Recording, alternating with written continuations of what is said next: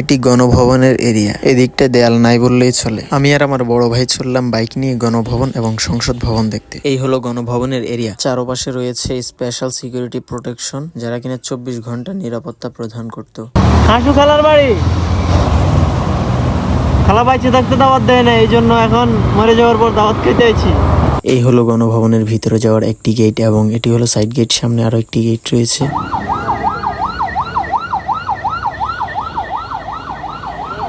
এই হলো গণভবনের সাইডের দেয়াল, দেখতে পাচ্ছেন দেয়ালগুলো একদম ভেঙে তছনছ করে দিয়েছে। ইভেন দেয়ালের উপরে থাকা তার কাটা সেগুলো কিন্তু একদম ফেলে দিয়েছে নিচে, দেয়াল নাই বললেই চলে। এটা হচ্ছে সামনের দিকের অংশ, দেখতে পাচ্ছেন আপনারা, একদম উপরে থাকা তার কাটা সবকিছু ভেঙে দেয়ালও অলরেডি পুরোপুরি ভেঙে ফেলা হয়েছে। এই হলো সামনের দিকের মেইন গেট এবং দেখতে পাচ্ছেন এখানে অনেক ময়লা ভর্তি, চারদিকে একদম ময়লায় ভরপুর।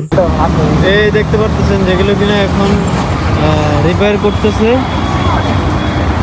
এই সেলফি নিতেছে ভাই, দেখেন গণভবন থেকে কিভাবে সেলফি নিতেছে। এই দিকটার অবস্থা একদমই পুরো ভয়াবহ, দেখেন এদিকে পুরোপুরি একদম দেয়ালে ভেঙে ফেলছে, কোনো অস্তিত্বই নাই দেয়ালের।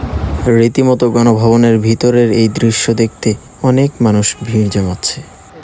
এই হচ্ছে সেই পুকুর, যে পুকুর থেকে বড় বড় যে রাজহাঁসগুলো আপনারা ভিডিওতে দেখছেন, এগুলো হচ্ছে মূলত এই পুকুরেই ছিল।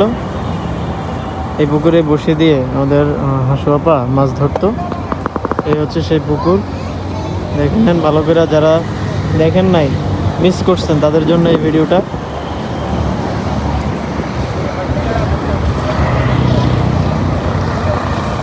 এবং এই চমৎকার দৃশ্যগুলো দেখতে প্রতিনিয়ত ভিড় জমাচ্ছে অসংখ্য মানুষ, যারা কিনা এই চিত্রটা দেখার জন্য, দেখতে পাচ্ছেন অনেক মানুষ এসে জড়ো হয়, ভিড় জমায় প্রতিনিয়ত জাস্ট এই ভিউটা দেখার জন্য। এটা এক ধরনের এখন ঘোড়ার স্পোর্টের মতো হয়ে গেছে।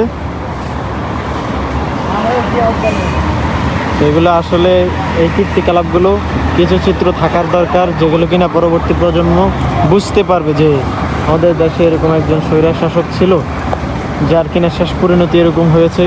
তার গণভবন, তার যে বাসস্থল, সেটা ভেঙে এভাবে তছনছ করে দেওয়া হয়েছে। পরবর্তীতে সবাই বুঝতে পারবে যে যারা এরকম স্বৈরাচারিতা করবে তাদের সঙ্গে ভালো হবে না, শেষটা খুবই খারাপ হবে। ঠিক আছে, তো আপনাদের জন্য আজকের ভিডিও ছিল এ পর্যন্ত। দেখা হবে পরবর্তী নতুন কোনো ভিডিওতে। সে পর্যন্ত ভালো থাকুন, সুস্থ থাকুন। এবং এখানে দেখতে পাচ্ছেন অসংখ্য আর্মি অফিসার, যারা কিনা এখানে প্রতিনিয়ত পাহারা দিয়ে থাকেন। এবং আমার ভাই আর আমি আসছি এখানে মূলত আজকে এই প্লেসটা দেখার জন্য। এই হলো সংসদ ভবন, যেগুলোতে কিনা সরকারি বিভিন্ন বড় পদের কর্মকর্তারা থাকতেন। ইভেন এই মুহূর্তে সকলেই পলাতক।